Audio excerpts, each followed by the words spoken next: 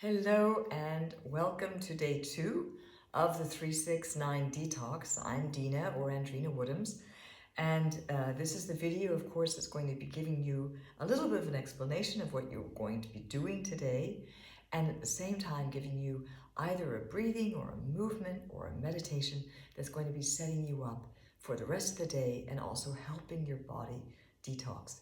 Now today I'm going to be giving you something which is a breath which will help the digestion process. So if you're feeling, stodgy or stuffed in here, this will definitely help it.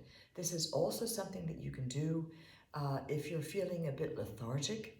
The pumping movement that you're going to be doing in the breath, it's called a fire breath. So it raises your energy. It's also a great thing to do if you have an important meeting or you're feeling sleepy. It's a very easy thing that you can do with yourself to help your body give you more energy. It's like drinking a cup of coffee, but since you're not supposed to be having coffee, this is going to be helping you. Now, I hope you've been able to, survive on the first day. It's the first day, the first 3 days really are very simple because it basically is taking whatever your diet is and you're reducing the fats. And if you do have fat, like if you're eating meat, make sure it's just one portion a day and at the end of the day. Also, if you have olives or nuts, you also want to eat them at the end of the day and reduce them by half. Because for 6 days, you're not going to be having any fats at all. And so you want to ease your body into that. Once again, if you're worried about proteins, don't worry about it. You're going to be getting all the protein that you need in the fruits and vegetables that you're going to be eating. So let me now take you through the fire breath. So what we're going to be doing is make sure that you're sitting comfortably again. Matter of fact, during the next 9 days, see if you can find a place that's yours, somewhere in your house, that you can be doing this and kind of make it your space so that you're telling yourself that wherever you're sitting, it can be a chair, it doesn't have to be on the floor. It can be a chair, it can be a corner of the room, it can be on your bed. But what it tells your mind is that when you're watching this video with me, this is a space that's dedicated to yourself. Turn off your phone, don't listen to messages, don't read the newspaper. Preferably if you're looking at this in the morning, don't read the newspaper before you do that or read the news, because it's going to immediately pull you back up into your mind again. And that's what you don't want. This whole process is a deeper way of embodying. And this, the process of a detox is using food to help you get out of your mind and into the body, which is the one thing that you're going to be having with you from the day you're born until the day you die. And the body has one modus operandi only, and that's to take care of you to the best of its ability all of its life. Now, if that's not a good partner, I don't know what is. And if you're having problems with your bodies, we all do, it's you shouldn't punish the body for this. It's because your body is handling something that you might not be aware of. I don't think that because we're living in our minds all the time, we're not aware of how much stress that we are living under. We're always up in our heads. And if you think about it, the mind doesn't live in the physical world. And so your mind is always living either in the future or it's living in the past. It can't live in the present. It can't feel emotions. It wants to think about it. It wants to analyze it. It wants to figure things out. But actually, that's a way of driving yourself crazy. If you want to have a stillness, it's because you're back in your mind. You're outside of your mind, and you're getting back in connection with the part of you which is in connection with the earth. And that will give you a sense of stability. I think that all of us are longing for in this a bit of crazy, distable world that we are living in with all of the changes going on. So make sure that you're sitting comfortably. And what I want you to do, once again, I'm going to just remind you that you don't have to be, I've been teaching yoga for 25 years, so I can sit comfortably, with my legs down. But if you have problems with your knees, don't worry about it. Don't punish yourself. Don't punish the body. You can also sit like this. If that's too much, you can even bring your legs up a bit. Just find a position that's comfortable for you. That's the important thing. So whether you're sitting with your legs open or closed, the first thing to do is you want to bring your hands and bring them forward. You can't see them actually. Here, maybe if I sit back a bit. There, like this. And I'll go to the side so you can see what's happening. So if I'm leaning forward, I'm just leaning my body forward a bit, just like that, right? Okay? So every time I lean forward, I'm not bending like this, but I'm actually keeping my spine straight and leaning forward. And what you're going to be doing is taking a deep breath in and holding it. We did that in our meditation before, right? And then releasing it. So let's try the first one. Breathe in. Hold. 2, 3, 4, 5, and then release. All the way out. Do it again. Breathe in deeply. Hold. 2, 3, 4, 5, and then breathe out. And last one. Breathe in. Hold. 2, 3, 4, 5, and breathe out. Okay, so that set you up for the prior breath. So now what I want you to do, I'm going to take you through it before we do it together, is do the same process we did before. You have your hands in front of you, but this time you want to breathe out all the way you can, as much as you can. Breathe out that air, and then keep for that 5 seconds the air out. And while you're doing that, I want you to pump with your stomach. Actually, let me change. The best thing is to not hold your breath, because when you're pumping, you want to exhale the air out of your nostril. I think that's a bit easier and you'll find it a bit more powerful. So let's all do this together. So put your hands forward, breathe out, and let's count 20 pumps. So just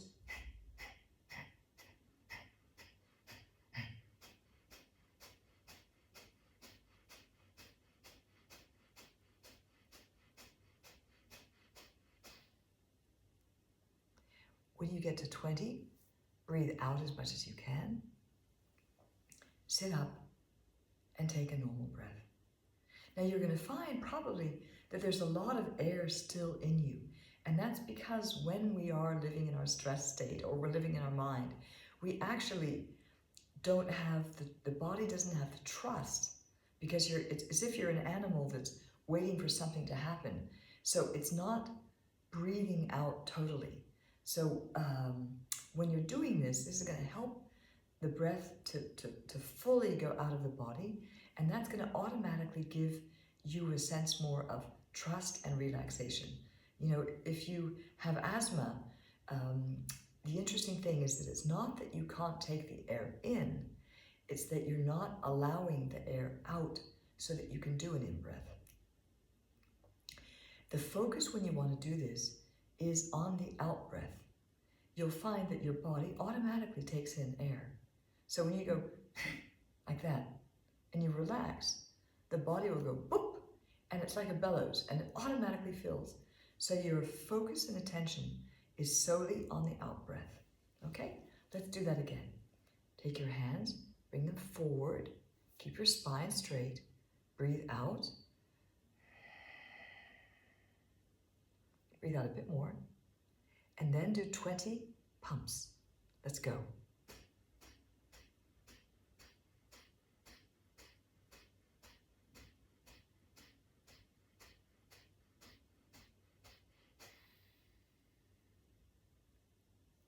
And then sit up and relax. On that last 20th breath, really push the air out as much as you can. Let's try again. Breathe in. Bring your hands forward. Breathe out.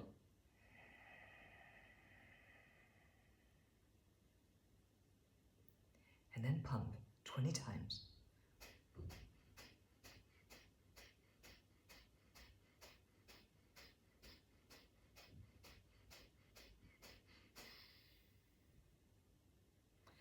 And sit up and breathe normally.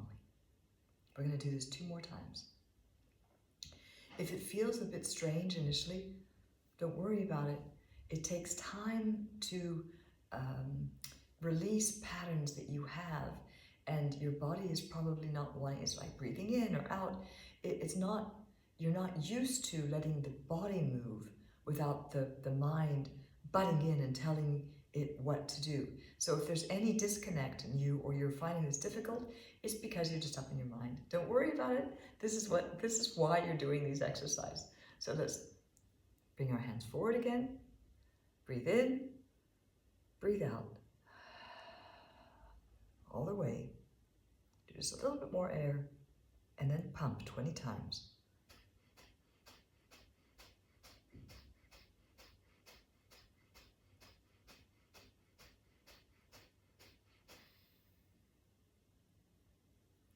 Breathe in, sit up, and relax.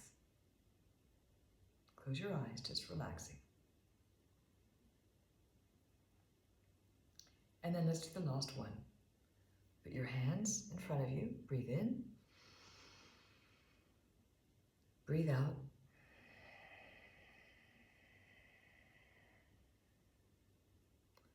Just a little extra bit. And then pump 20 times.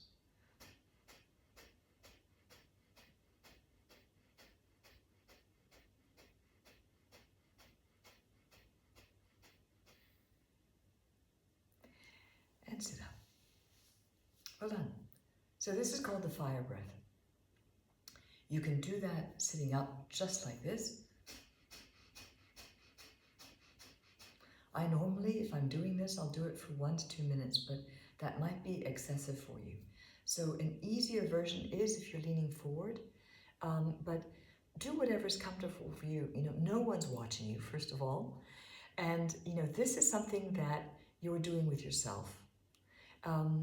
It's really important with whatever you're doing that you're not comparing yourself to other people, that you're comparing yourself to how you're doing. That's the important thing. And also I want to just let you know that, you know, if you sneak something and you had something you couldn't eat yesterday, or you find that the coffee is really difficult and you've had a coffee or something, be gentle with yourself. This is not a self-punishing period. Our minds are far too self-punishing anyway. And we want to ease ourselves into that. Just to give you an idea, it took, I'd say, 7 years. Actually, I think this is the first year that I was able to do it, that I didn't make any mistakes, or I didn't make any variations or deviations at all. You know, I cooked the soup the first time because I couldn't believe that you could actually make a soup from raw vegetables. I remember that when I began drinking celery juice, I could only drink that much, and I found it very metallic. If you do that and you find there's a metallic taste to it, it's because your body does have toxins in it. It's the toxins and the pathogens that are making that celery give you that taste. I can now drink 32 ounces of celery juice like this and absolutely have it fine because my body is cleaner. So I just want to let you know that, you know, be relaxed about it. Do what you can. And if you make a mistake, don't think about it. Write it down on your accountability list. That's really important. But then just come back to where you were and start from there. So I hope that you're fine with this little exercise and that you have a wonderful day. And I'll see you tomorrow.